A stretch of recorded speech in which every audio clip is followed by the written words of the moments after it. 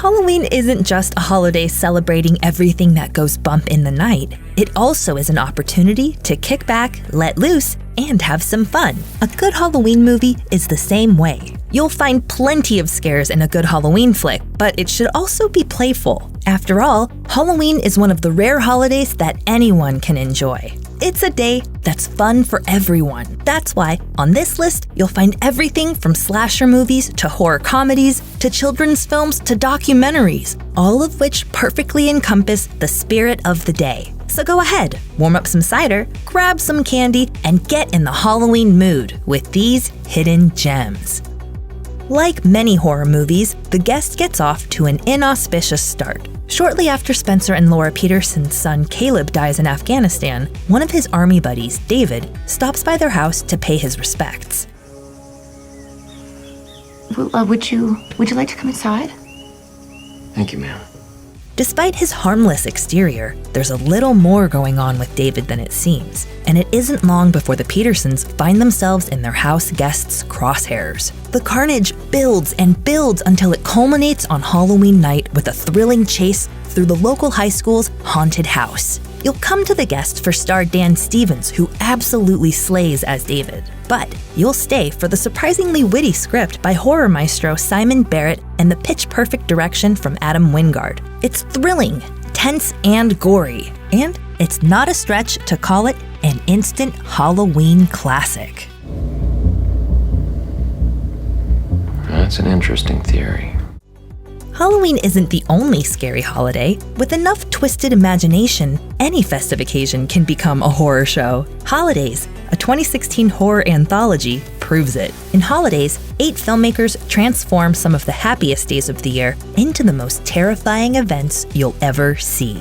On Valentine's Day, one schoolgirl's gift to her wayward crush goes spectacularly wrong. On Mother's Day, a woman who can't stop getting pregnant consorts with a coven of witches, with expectedly disastrous results. And Halloween, directed by Kevin Smith, is particularly unsettling, even when compared to the rest of Holiday's offerings. Halloween begins when a creep named Ian refuses to let his employees celebrate the holiday. It ramps up when the 3 women decide to get revenge. And as for what happens next, you'll have to see it for yourself. Holidays can get very graphic, and it's not afraid to play with topics that other movies consider taboo. On the other hand, if pushing boundaries is your thing, you'll find a lot to love here, whether you're celebrating Halloween or any one of Holiday's other gruesome festivities. Ask any 90s kid which movie scared them the most, and there's a very good chance they're going to give the same answer: The Witches. This live-action adaptation of Roald Dahl's classic novel performed well with critics but flopped at the box office, only to become a cult hit as the legions of children it traumatized reached adulthood. Honestly, it's hard to decide which moment in this so-called kids film is the most disturbing, but there's one scene from The Witches that stands out among all others, when Angelica Houston casually reaches up and rips her face off, showing audiences the monstrous form underneath for the first time.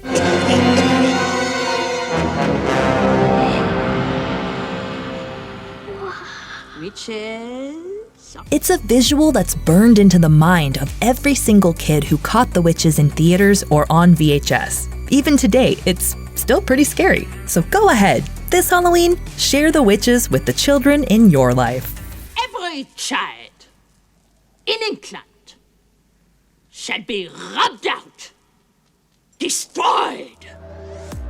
Mary Shelley's Frankenstein is one of the most important horror stories ever told. But if you want to experience a fresh take on the story, check out Frankenstein's Monster's Monster Frankenstein. This supremely offbeat and relentlessly meta mockumentary doesn't just reinvent the classic tale, it skewers it completely. Stranger Things star David Harbour plays both himself and his fictional father, David Harbour Jr., a celebratory stage actor who took himself a little too seriously. Apparently, one of Harbour Jr.'s most infamous projects was, you guessed it, Frankenstein's Monster's Monster Frankenstein, a pseudo-sequel to Shelley's novel in which Dr. Frankenstein pretends to be his own monster in order to secure research funding. Did my father have a compulsion to court disaster?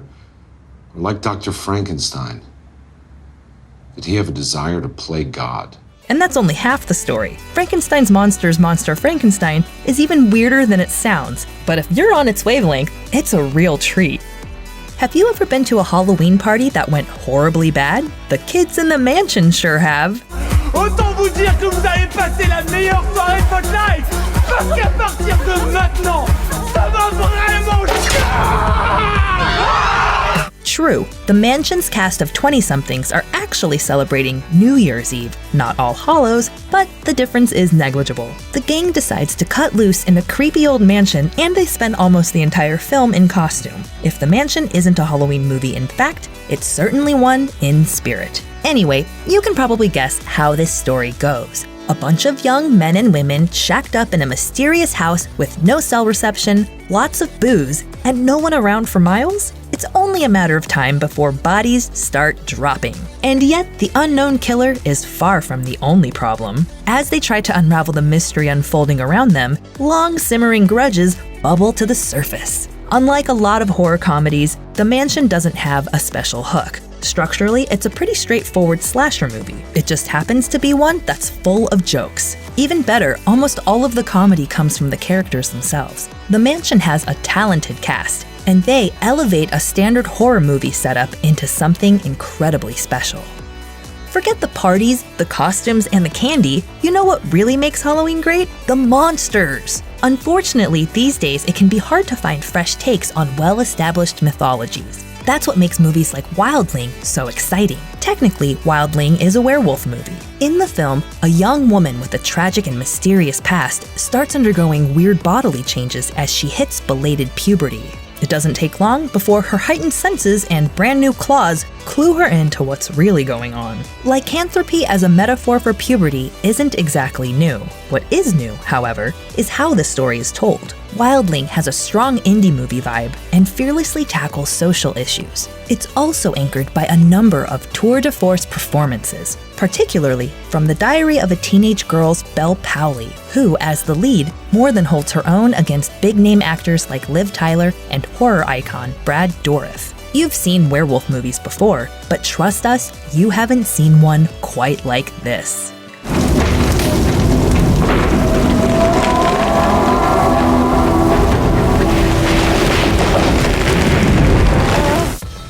As a new resident of Los Angeles, Sarah just wants to find a decent place to stay. When she finds an apartment in a complex where everyone seems to get along regardless of age, race, or social background, where the sense of community is off the charts, and where the rent isn't going to break the bank, it seems almost too good to be true. Spoiler, it is. While 1BR takes a little while to play its hand, Sarah eventually learns she's signed up for much more than she's bargained for. And all that seemingly loving community comes with a very, very high price. In hindsight, all those security cameras she was told not to worry about probably should have been a tip-off. Give yourself over to 1BR and enjoy the ride. But be wary, you'll never look at your neighbors the same way again. We'll take such good care of you, my dear. It's one thing to watch demons and other supernatural creatures wreak havoc on your TV screen. It's another to tangle with them in real life. Just look at Malachi Martin's story. Martin, a disillusioned Catholic priest, claimed to have performed thousands of exorcisms over the course of his life and endured many injuries as a result. Martin's whole bizarre story is laid out in Hostage to the Devil, a documentary that traces his early days in the church, his ultimate disappointment with Vatican II, and his departure from the faith. Not only did Martin suffer broken bones and other wounds during his work, but some of his closest confidants claim his 1999 death was the result of supernatural forces who wanted to stop Martin's anti-demon crusade. His story is odd, eerie, and fascinating. And unlike fictional horror stories, the demons don't go away when the credits roll. Like the original 1995 anthology film this movie follows up, Tales from the Hood 2 contains a number of short segments that directly address issues facing the modern Black community. In Tales from the Hood 2's framing sequence, a prison tycoon develops a racist AI dedicated to stopping crimes before they happen. It can learn from first-hand experience, but like a person, it can also learn from second-hand experience. So, stories, fables, tales, that's where you come in.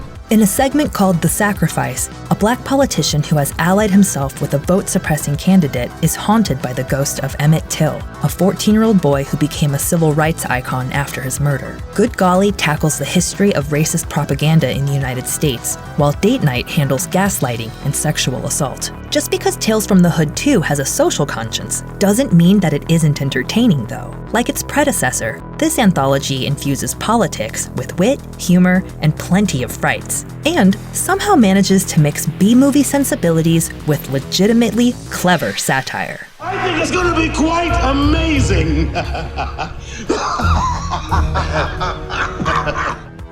Okay, maybe you don't like Halloween. While everyone else is out trick-or-treating or heading to parties, maybe you'd prefer to sit at home, alone, where it's quiet and boring. Well, too bad. As #Alive proves, even shutting out the outside world won't save you from spooky dealings. In fact, it may even make things worse. The movie centers on Oh Junwoo, a professional streamer who decides to stay home when his parents head out to run some errands. It's the last time he ever sees them. As fate would have it, a zombie outbreak erupts, throwing South Korea into chaos and changing everything.